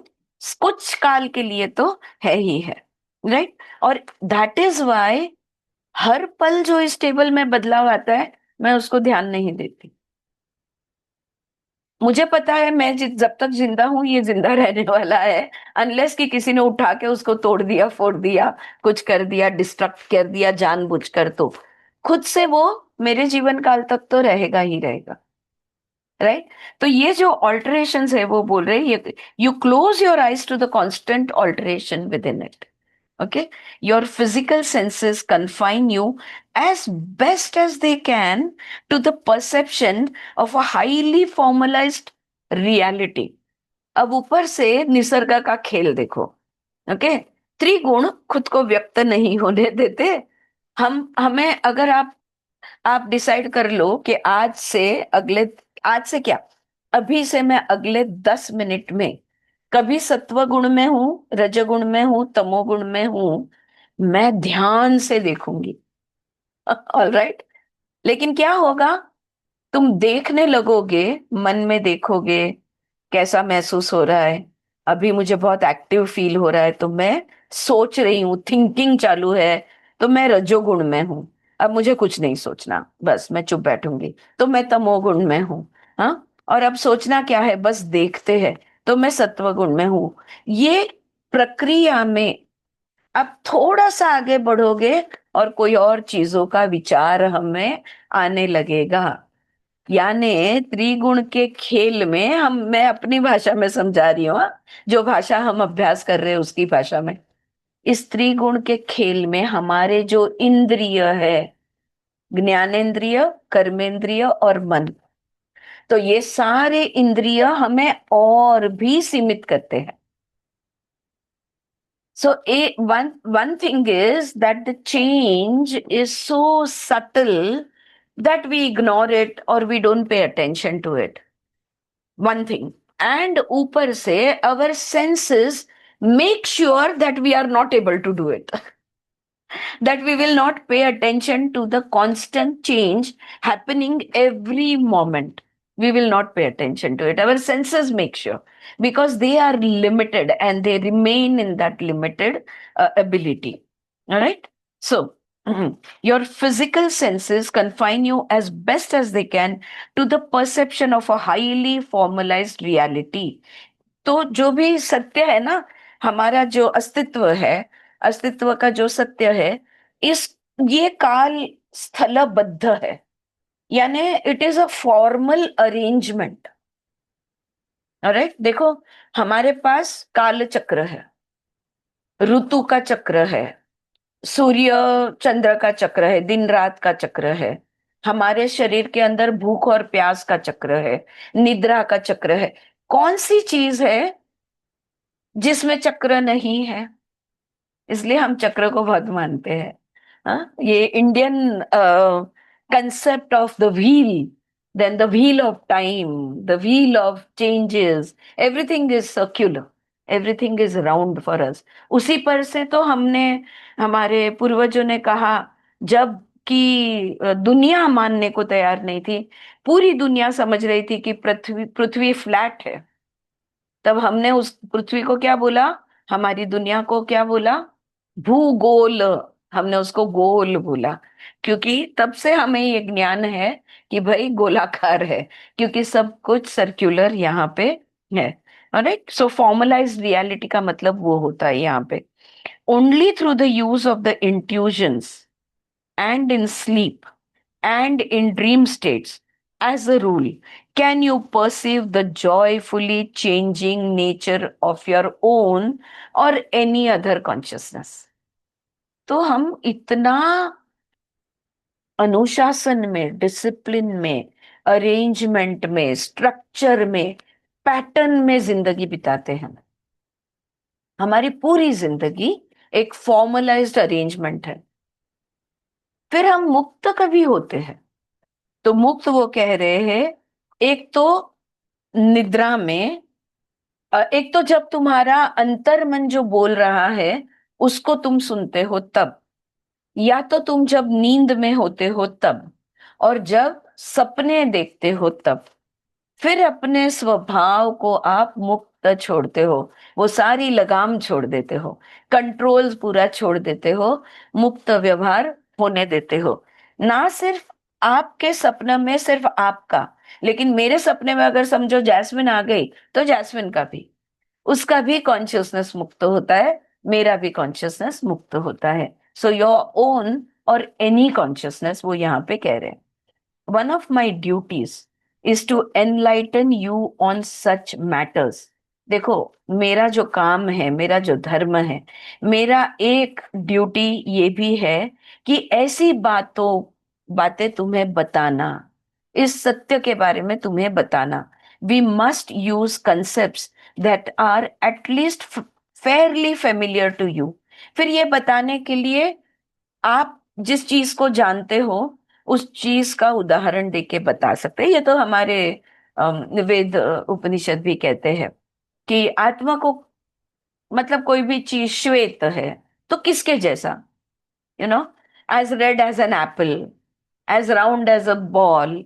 यानी उदाहरण देंगे जो हम जानते हैं, ज्ञाता करना अज्ञाता करे। रिमेम्बर टीचिंग टेक्निक, शिक्षण शास्त्र, राइट? तो जो हम जानते हैं उसका आधार लेकर जो हम नहीं जानते वो सिखाने की कोशिश, वो कह रहे हैं, हम करते हैं। In doing so, we therefore use portions of your own personalities with whom you can to some extent relate. अगर आके शेत खुद कुछ, एक तो साधन चाहिए उनको, आवाज चाहिए, शब्द चाहिए, वो सोचेंगे और हमें समझ में आ जाएगा, ऐसा तो शक्य नहीं है, राइट? तो उसको कोई ऐसा व्यक्तिमत्व चाहिए जो वो जो सोच रहे हैं उसको वो समझ पाए, शब्दबद्ध कर पाए और हमें बता पाए। तो हम किसको पहचानते हैं? जेन रॉबर्ट्स को पहचानते हैं, हम शेत को नहीं पहचानते हैं, राइट? तो शेत इस संकल्पना के साथ हम डायरेक्टली बात नहीं कर सकते। देखो, मैंने अभी संकल्पना बोल दिया उसको। He is not an imagination, he is a reality, he is a consciousness, right? ये ऐसा होता है अपना। There is no end to our environment. In your terms there would be no lack of space और time in which to operate. अच्छा, वो कह रहे हैं, मैं जहां पे हूं यहाँ पे कोई अंत नहीं है, यानी यहाँ पे अनंत है, मैं अनंत में वास करता हूं। In your terms there would be no lack of space और time in which to operate. Now this would put tremendous pressure on any consciousness without proper background and development. Okay, अगर हमारे साथ हम अनंत में चले जाएंगे तो हम गजनी बन जाएंगे। हमको कुछ समझ में नहीं आएगा कि किस चीज का किधर रेफरेंस लगाए। हमें ना, इंसान को, कोई भी जीवात्मा को रेफरेंस पॉइंट के बगैर हम ऑपरेट नहीं कर सकते। दूर है, कहां से दूर? रेफरेंस पॉइंट चाहिए, यहां से यहां तक। ज्यादा है, किससे ज्यादा? इतने से इतने तक। We, our whole lives depend on reference points. हम लोग रेफरेंस के बगैर ऑपरेट ही नहीं कर सकते। ऐसी ही हमारी थ्री डायमेंशनल पृथ्वी, थ्री डायमेंशनल दुनिया है। तो वो वही बोल रहे हैं कि अगर अनंत में अचानक आपको कुछ कहा जा रहा है और आप अनंत में अगर इस तरह से रह जाओगे तो आपके चेतना पे, आपके कॉन्शियसनेस पे बहुत प्रेशर आएगा। Without proper background and development. तो पहले अपनी चेतना को विस्तारित करना होगा, तदा द्रष्टुः स्वरूपेव स्थानम।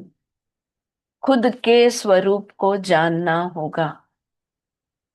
जब तक हम कॉन्शियसनेस है, हम चेतना है, हम आत्मा है, ये हम नहीं जानते, जब तक हम वृत्तयः पंचतयः क्लिष्टा क्लिष्टा वृत्ति सारूप्य इतरत्र, तो पतंजलि कहते हैं तदा द्रष्टुः स्वरूपेव स्थानम वृत्ति सारूप्य उत्तरत्र इतरत्र। या तो आप आत्मा में होते हो, नहीं तो यहाँ वहां इधर उधर हर जगह पे होते हो। राइट, वृत्ति जहां आपकी जाएगी वहां पे आपका स्वरूप होता है। तो बस वही बात वो बोल रहे हैं कि वो डेवलपमेंट, वो तैयारी आपकी होनी चाहिए। जब तक वो उस अवस्था तक, जिसको हम समाधि की अवस्था कहते हैं, उस अवस्था तक आप नहीं पहुंचोगे तो इस बात को आप महसूस नहीं कर पाओगे।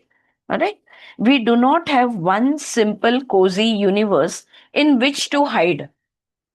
ओके, हमारी दुनिया देखो, हम कहीं भी कोने में जाके छिप सकते हैं। घर के कोने में, शहर के कोने में, देश के कोने में, हम कहीं ना कहीं आसरा ले सकते हैं।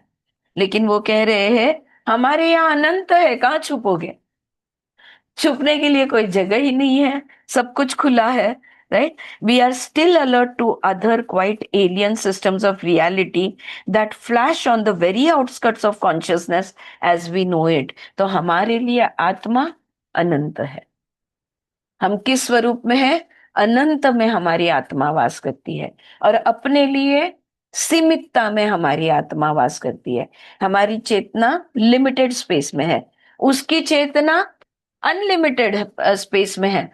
फिर भी वो कह रहे हैं कि हमारा जो, जिसको मैं अनलिमिटेड बोल रहा हूं, उसके वर्तुल के बाहर, मतलब उसके बाहर की तरफ दूसरे भी सिस्टम्स है, और जिसका अंदाज हमें लगता रहता है कि देखो,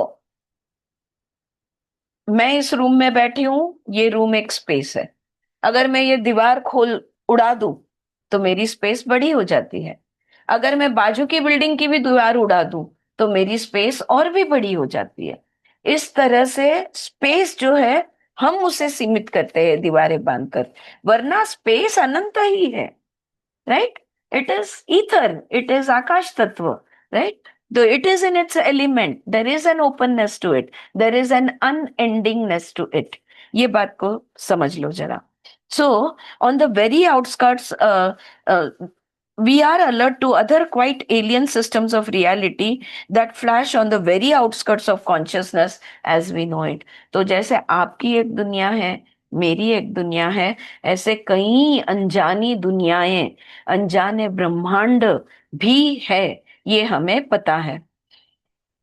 There are far more various kinds of consciousnesses than there are physical forms, even with its own patterns of perception, dwelling within its own camouflage system. तो ऐसे अनंत ब्रह्मांड है जिसका अस्तित्व अलग है, जिसका रूप, जिसका व्यक्त होना, जिसका मैनिफेस्टेशन, हर चीज अलग है. Yet all of these have inner knowledge of the reality that exists within all camouflage. Camouflage का मतलब, आप गिरगिट जैसे रंग बदलता है ना, तो खुद को कैमोफ्लाज कर देता है. तो हमने भी अपने आप को इस दुनिया में कैमोफ्लाज कर दिया. लाखों लोगों में मैं भी एक, खुद को छुपा दिया. कितना भी छुपा दो, आप है कौन? आत्मा है. और वो लोग जो सब खुद को छुपा रहे हैं, वो भी तो आत्मा है, वो भी तो चेतना है, वो भी तो चैतन्य है. हम सब एक ही है, लेकिन हमने उसको रूप में छुपा दिया है, एक आवरण ले लिया है, और उस आवरण के अंदर छिप गए हैं. तो वो कह रहे हैं सबके अपने अपने पैटर्न्स होते हैं, ऑल ऑफ दिस. और लेकिन वो कह रहे हैं कितने भी ब्रह्मांड होने दो, कितने भी जीवात्मा होने दो, जिसको रूप है या नहीं है, जो अस्तित्व में है या नहीं है, कुछ भी होने दो, उनकी दुनिया कैसी भी होने दो, उनका व्यक्त होना कैसा भी होने दो, हर कोई जानता है अपने अंदर कि वो एक आत्मा है, वो एक कॉन्शियसनेस है, वो एक चेतना है, वो एक चैतन्य है. ये हर कोई जानता है. All right. So this is so yet all of these have inner knowledge of the reality that exists within all camouflage, and that composes any reality by whatever name it is called. फिर वो ब्रह्मांड का कुछ भी नाम होने दो. हाँ? जैसे हमारा पृथ्वी तत्व है वैसा उसका कोई भी नाम होने दो. हमारा भूगोल है, राइट, उसका कैसा दूसरा अलग होगा, लेकिन सब जानते हैं कि वो चेतना है, वो चैतन्य है. आगे वो कहते हैं, now many of these freedoms are quite natural to you in the dream state, and you form dream environments often to exercise such potentials. पता है हमारे पीएलआर में जब हम हिस्ट्री टेकिंग करते हैं, पास्ट लाइफ रिग्रेशन थेरेपी में, हम एक सवाल जरूर पूछते हैं, क्या आपको बहुत सारे सपने आते हैं? और अगर सपने आते हैं तो रिकरिंग ड्रीम्स उसमें कोई है, कोई ऐसा सपना जो बार बार आप देखते हो? ये सवाल हम जरूर पूछते हैं. हमारे लिए सपने की दुनिया उतनी ही सच है जितनी जागृत दुनिया है. राइट.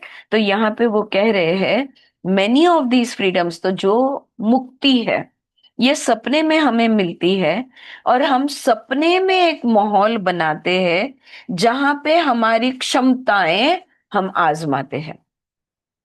कोई मेरे पीछे पड़ा है, मैंने सपना देखा, अगर कोई कहता है एग्जाम्पल कि मेरे पीछे पड़ा है, मैं हवा की तरह तेज उड़ते हुए जा रही हूं, लेकिन वो मेरा पीछा नहीं छोड़ रहा, और ये सपना मुझे बार बार आता है. समझा क्या मतलब हुआ उस सपने का? अगर यहाँ शेत की बात आपके ध्यान में आई तो सपने का भी मतलब हो गया.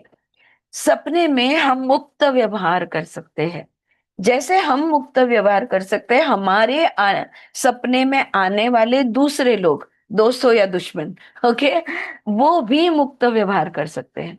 सपने में हम दोस्त को दोस्त बोलेंगे, हम दुश्मन को दुश्मन बोलेंगे. सच्चाई में हम दुश्मन को भी दोस्त बोल देंगे और दोस्तों को भी दुश्मन समझ लेंगे.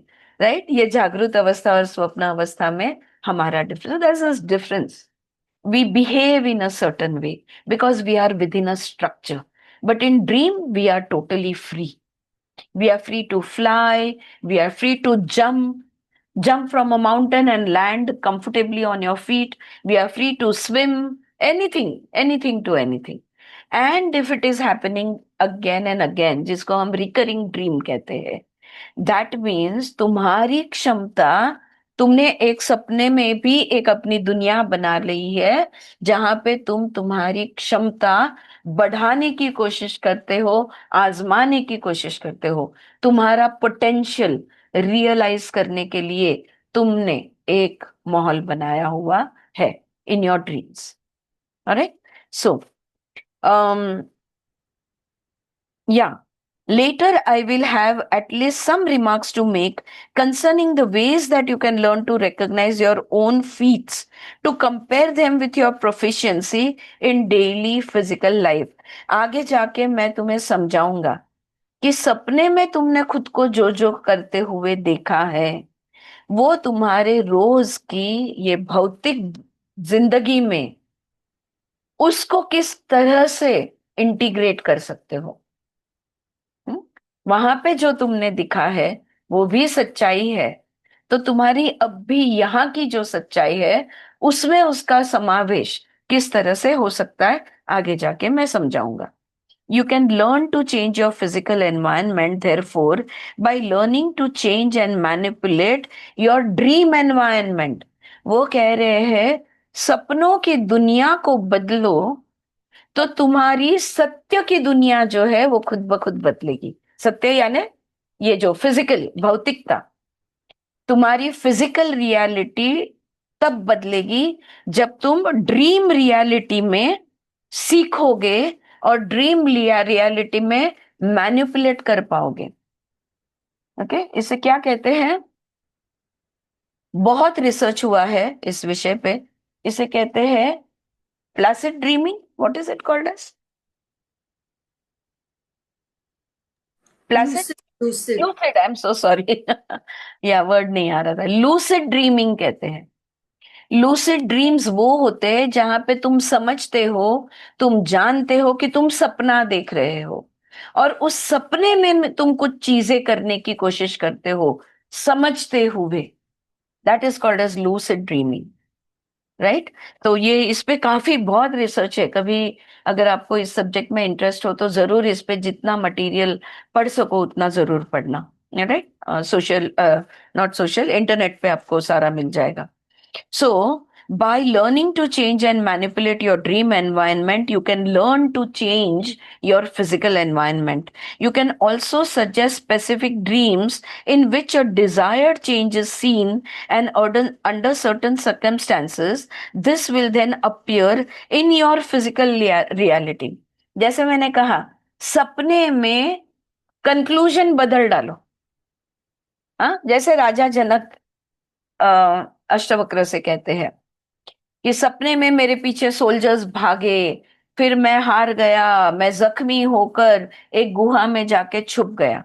अगर अष्टवक्र सपने में फिर से जाते हैं, वही चीजें देखते हैं, लेकिन वो उसका अंत बदल डालते हैं, जहां पे वो कहते हैं कि नहीं, अचानक से मेरे जनरल्स आ गए या मेरे सैनिक आ गया और मैंने सामना किया और मैं जंग जीत गया। अगर ऐसा सपने में वो खुद से बदलाव लाते हैं, तो उनका सत्य भी वही होगा, उनके फिजिकल रियलिटी में भी वही होगा। तो समझो आपको जॉब में से आपने 4 जगह पे एप्लीकेशंस दिया है, 3 जगह से रिजेक्शन आ गया है ऑलरेडी।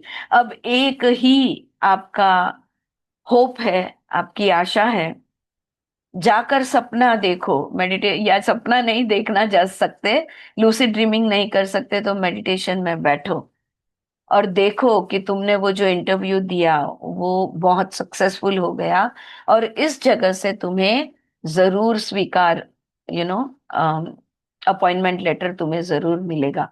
अगर इस बात को तुम विजुलाइज करते हो या तुम्हारे ड्रीम्स में ये एंडिंग जो है इसको बदल देते हो, तो तुम्हारी रियलिटी में भी ये वैसा ही होगा। Alright? So, you can also suggest specific dreams in which a desired change is seen, and under certain circumstances, this will then appear in your physical reality. Now, often you do this without realizing it. Actually, आपको पता नहीं है, आप already ये कर रहे हो, आपने कई बार किया हुआ है। हाँ, सो हम वैसे भी ऐसे ही करते हैं, लेकिन हमें पता नहीं है कि हम कर रहे हैं, तो वहां पे वो अविद्या आती है। Whole consciousness adopts various forms, it need not always be within a form. अब मैं जो, मेरी जो चेतना है ये पूर्ण चेतना है। हम वैसे भी प्रार्थना करते हैं, पूर्णमद पूर्णमिदम, मैं पूर्ण हूं, ये हम हमेशा कहते हैं। जो पूर्ण है उसको किसी एक रूप लेने की जरूरत नहीं है, उसे एक आकार लेने की जरूरत नहीं है। हाँ, वो निर्गुण निराकार रह सकता है, और निर्गुण निराकार रह सकता है, नहीं, निर्गुण निराकार है, और ऐसा होने के वजह से वो अनेक रूप ले सकता है। राइट? ब्रह्मा जी की वो स्टोरी पता है ना? हाँ, जहाँ पे सरस्वती जी अलग अलग रूप लेती है, कभी हरिण बनती है, कभी ये, और ब्रह्मा जी का सर उनके तरफ घूमते रहता है, जैसे वो रूप बदलती है वैसे। You can get into any form because you are pure consciousness. when you are pure consciousness you can take multiple forms, जिसको हम मल्टी डायमेंशनल पर्सनालिटीज कहते हैं, right? All forms are not physical ones, some personalities therefore have never been physical. कोई कोई ऐसी भी चेतनाएं हैं, ऐसे भी चित्त है, ऐसे भी कॉन्शियसनेस है जिसने शारीरिक रूप कभी लिया ही नहीं। शारीरिक रूप लेना जरूरी नहीं है। They have evolved along different lines, and their psychological structures would be alien to your own. क्योंकि उन्होंने शारीरिक रूप कभी लिया नहीं है, अलग रूप से वो गुजरे हैं, अलग अस्तित्व से गुजरे हैं वो। उनका, उनकी मानसिक मानसिक स्ट्रक्चर, साइकोलॉजिकल स्ट्रक्चर, उनकी मानसिकता अलग प्रकार की है। तो तुम्हें वो बहुत विचित्र लगेंगे, या उन्हें तुम भी विचित्र लगोगे, राइट? बिकॉज उनके यहाँ कोई स्ट्रक्चर है नहीं, तुम स्ट्रक्चर के बगैर ऑपरेट नहीं कर पा रहे हो, तो आप समझ रहे हो ना, वहां पे क्लेश आ जाएगा। whole consciousness adopts different forms. Yeah, so they would seem alien to your own. To some extent, I also travel through such environments. तो ऐसी जगहों से मैं भी गुजरता हूँ. कॉन्शियसनेस मट जगहों से या दुनिया से कह लो, अलग अलग दुनिया, अलग अलग ब्रह्मांड, इन ब्रह्मांडों से मैं भी गुजरता हूँ. Consciousness must show itself, however it can not unbe, it can not not be. जो भी चेतना है, जो भी कॉन्शियसनेस है, उसको व्यक्त होना ही होगा. वो नहीं है ऐसा हो नहीं सकता. हैवी हो गया क्या बहुत? या वो नहीं है, हमारा चित्त, हमारी चेतना नहीं है, किसी की भी, कोई भी चेतना, कोई भी चित्त, कोई भी कॉन्शियसनेस का एक छोटा सा कण, वो नहीं है ऐसा हो नहीं सकता. It can not Unbyn, it is not physical, it must therefore show it's activation in other ways. अगर उसको शरीर रूप नहीं है तो वो अपने आप को अलग तरह से व्यक्त करेगा, लेकिन व्यक्त जरूर होगा. ठीक है. In some systems for example it forms highly integrated mathematical and musical patterns that are themselves stimuli for other universal systems. All right, now it's more mind blowing than ever.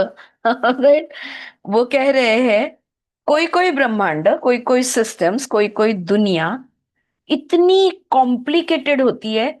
Mathematical integration हम कहते हैं ना, हाँ, आपने देखा है ना बड़े बड़े मैथ्स के सम्स, वो इतनी, या म्यूजिकल पैटर्न्स में होती है. कोई कोई दुनिया संगीत क्या कहेंगे, नाद, नाद ब्रह्म कहेंगे हम उसे. नाद की ये, जैसे कल स्मिता जी कह रही थी, कलर्स की दुनिया, तो वैसे म्यूजिकल दुनिया होती है. लेकिन वो ब्रह्मांड जो है, वो दुनिया जो है, वो हमारी जैसी दुनिया को प्रेरणा देती है. It becomes a stimulus to our existence. आ रही है बात ध्यान में? Yeah, is it making sense to you? Right? So, I am not very well acquainted with these, however, and cannot speak of them with any great familiarity. लेकिन ये कैसे operate होती है ये मैं भी नहीं जानता, इसलिए मैं इसके बारे में डिटेल में आपको नहीं बता सकता.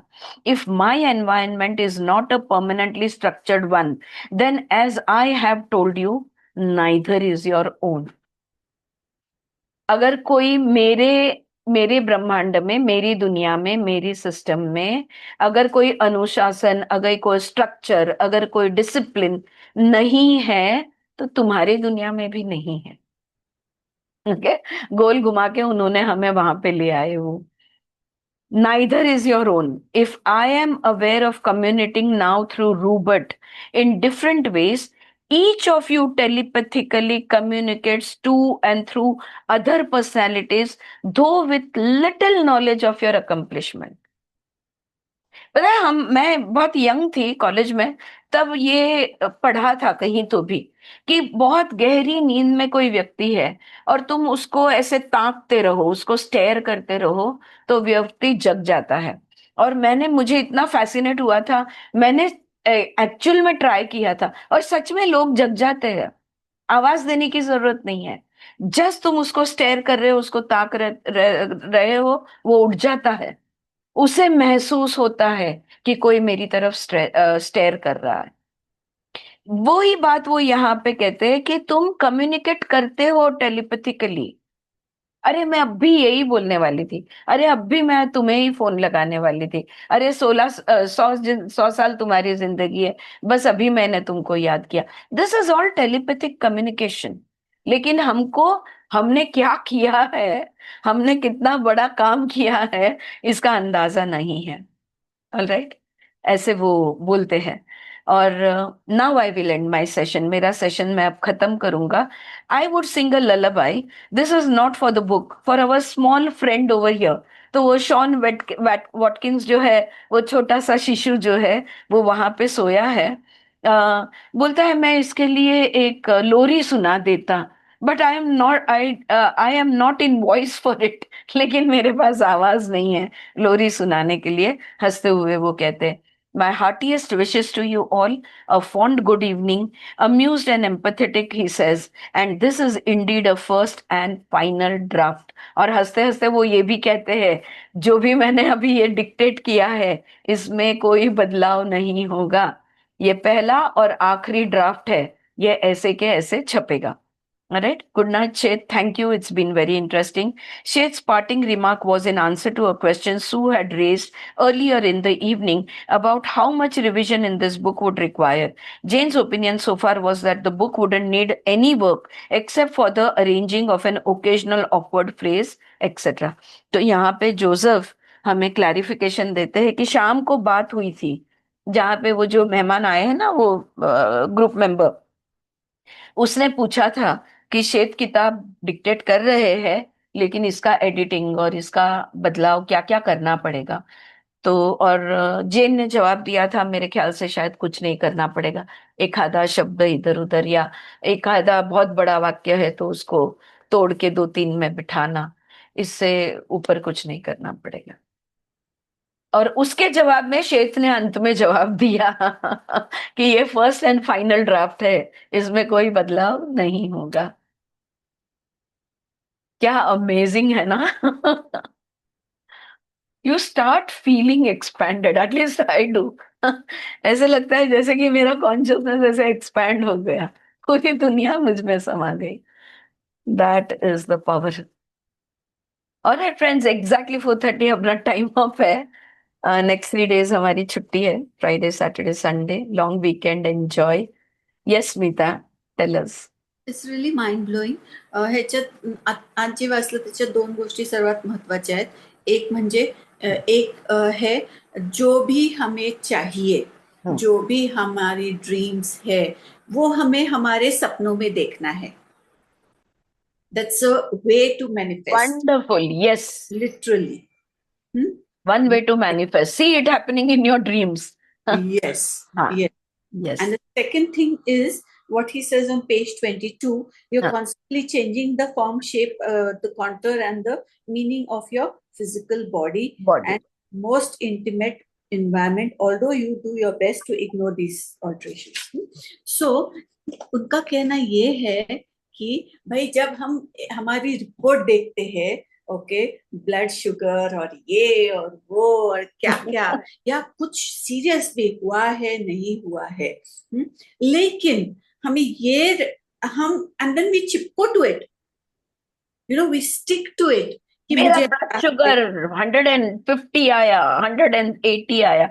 अरे भाई, जिस मोमेंट में तुम्हारा ब्लड टेस्ट किया था उसके अगले क्षण तुम्हारा ब्लड कॉम्पोजिशन बदल चुका है।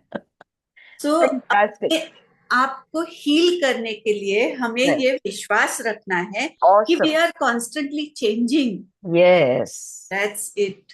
Wonderful take away Smita, so beautifully, love you darling, so beautifully you have put it, you know, fantastic. एक तो change is the only constant, वो तब उस क्षण में था तुम्हारा ब्लड रिपोर्ट, उस क्षण में वो बीमारी थी, अगले क्षण तुम्हारा शरीर, तुम्हारा हॉर्मोन्स, तुम्हारा केमिकल कॉम्पोजिशन, तुम्हारा सेल्स, हर चीज बदल गया है।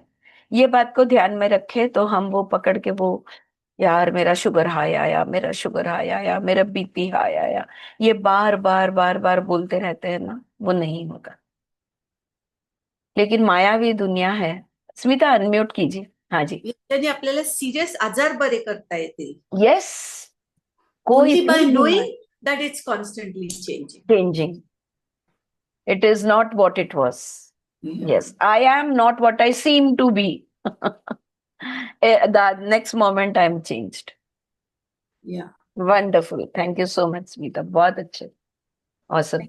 And you also pointed out that we can manifest whatever we want in our dreams. Right? तो कैसे करोगे? Only one question. Yeah. हम दूसरों के लिए मैनिफेस्ट कर सकते हैं या सिर्फ खुद के लिए कर सकते हैं? As far as जैस्मिन, ये सवाल लास्ट वीक पूरा बहुत बड़ा डिस्कशन हुआ था हमारे ग्रुप पे। मैंने एक सवाल पूछा था, उस पर से जो भी करना है भाई तुम तुम्हारे लिए ही कर सकते हो। तुम बराबर। बोलोगे मेरी बेटी को नौकरी मिल जाए, तुम प्रार्थना जरूर कर सकते हो, तुम पॉजिटिव एनर्जी भेज सकते हो, तुम होप कर सकते हो, तुम ब्लेसिंग्स दे सकते हो, लेकिन इससे आगे अगर तुम्हारी बेटी ने उस सब चीज को ब्लॉक कर दिया तो कुछ नहीं होने वाला है भाई. So you are okay. Responsible only for your consciousness. Yes. काय म्हणते स्मिता, बरोबर बोलले ना मी? It's true, it's absolutely true, but we can use our mind power, okay, our will to focus on what we want for that child or that person or whoever. लेकिन जैसे आरती जी ने कहा, घोड़े को पानी तक ही ले जा सकते हैं, पिला नहीं सकते, बिल्कुल. पिला नहीं सकते.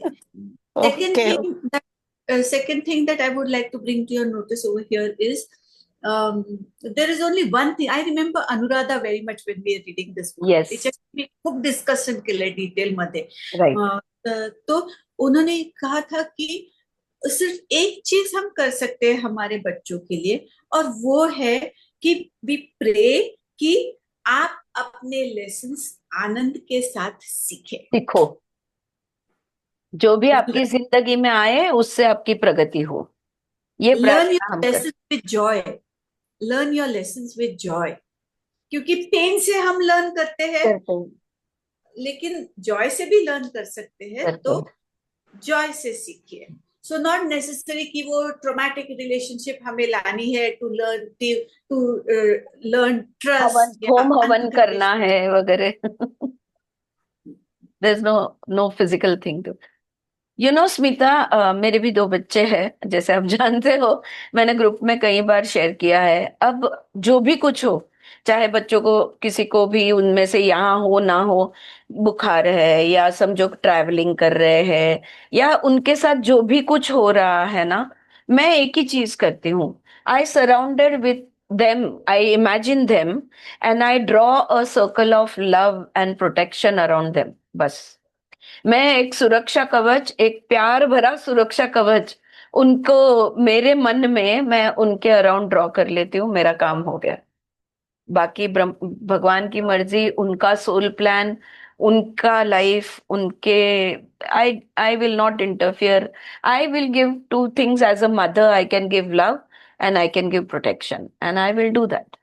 And I don't have to be physically over there to do it. ये एक पता नहीं मेरे अंदर ये अंडरस्टैंडिंग हो गई है. तो I when I am going to bed, I simply imagine my children, all of them, बेटा, बहू, बेटी, जमाई, पोता, सब, and I just see them in their own spaces and I draw a circle of love and protection around them. तो वृत्ति ही नहीं चाहिए. गुड थॉट्स, बैड थॉट्स, ये थॉट्स, वो थॉट्स, होप का भरा थॉट्स, या ऐसा होने दो, वैसा होने दो. अगर वो जो आप प्रे कर रहे हो कि वो जॉब उसको मिलने दो, ओके, तुम्हारे प्रेयर की एनर्जी चली गई, उन्होंने भी रिसीव कर लिया, वो जॉब अगर उनके लिए सही नहीं है, एक बेहतर जॉब उनकी राह देख रहा है, तो वो रुकावट है. ऐसा मेरा अंडरस्टैंडिंग है. I'm sorry if it's not agreeable to you, and I perfectly understand. It's fine. It's for me. Because I feel that each thing comes to you, like you said rightly, Smita, so that you learn a lesson. And then, yes, that prayer, that let them learn their lessons joyfully and not through pain and crying. Such बात है. सही है, सही है. ये विचार हम, मतलब ये अवस्था विचार भी नहीं, ये इमोशन में रहेंगे तो all will be well always. सब सही चलेगा. और जैस्मिन जी, आपके प्रश्न का एक उत्तर मैं एग्जाम्पल से दूंगी.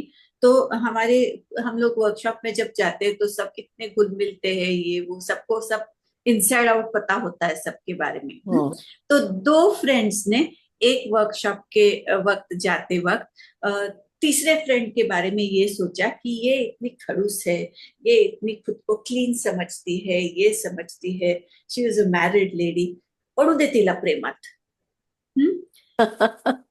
तो वो सीख जाएगी it's okay that things can happen, we can fall in love, हम लोग कुछ गलत स्टेप उठा सकते हैं, या हम लोग फीलिंग कुछ आए तो भी हम गलत स्टेप नहीं उठाएंगे, ये भी कर सकते हैं. We can do anything, but उसको ये सीखने दो कि everything is all right. Okay Right. And वो वर्कशॉप में ये हुआ कि वो औरत she fell for someone and she crazy mad, पागल हो गई वो, और 1 साल वो जूझती रही उस फीलिंग के साथ. She did not do anything wrong with it, but she understood कि it's okay to be like that, कि ऐसी चीजें हो भी सकती है, या ऐसी गलतियां, क्योंकि ये गलतियां नहीं होती है, ये ये भी चीजें ऊपर से होती है. आजकल जो हम देखते हैं इतने सारे बच्चे, एक अफेयर, दूसरा अफेयर, और breakup, multiple relationships. I feel that वो सब कर्मास कंप्लीट कर रहे हैं अपनी. Yeah, thank you, Smita. Thank you so much. Yeah, I agree. Yeah, yeah. So yes, use your mind power, Jasmine, and leave the rest to God. Yeah, sure. Thank you. Yeah. Thank you. I do it for my children. I just pray like Aarti ji said, and then over and out. Done. Yes, yes. Wonderful. जो आज बहुत नई ideas हमको शेत ने दी है, और वो शेत के आइडियाज पे स्मिता जी ने प्रैक्टिकल सॉल्यूशंस दिए हैं. तो थिंक अबाउट इट, चिंतन मनन कीजिए और अपने प्रैक्टिस में इसे डालने की कोशिश कीजिए. All right friends, we will stop over here. Thank you so much. और मैं आपको मंडे को मिलूंगी. हाँ, 3 days हॉलीडे रहेगा. मैं Thank you. पोस्ट डाल देती हूँ. Thank you.